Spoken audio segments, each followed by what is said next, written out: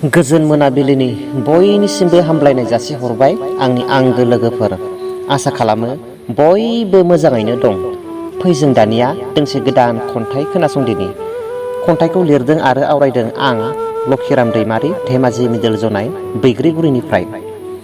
फैदो दानिया खन्थाइखौ दान्दिसे खोनासंदिनि। बोथोरा सोलायबाय।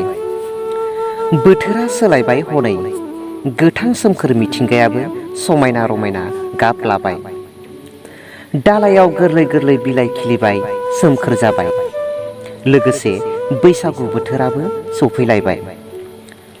दुखु थाबाय रजे, देग्लायनि बैसागुआव नोंनि आखाइजों दानाय आर'नाइ फालिखौ गोदनायाव लाना रंजालि बैसागुआव गोरबो बुंजासे रंजादो।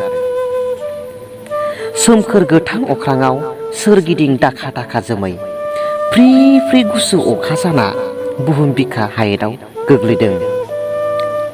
दालाइ बिलाइ सिङाव थाखुमानानै खौवौ रानिया इसारा हरबाय रैसुमै गारांजों, आय' बैसागु नोंदि फैलायबाय। गोसोआ उरां फारां जाबाय बैसागु बोथोराव, अनजालिजों मोसाफानो नाथाय बैसागुआदि थगायबाय आंखौ, हनै बोथोरा सोलायबाय।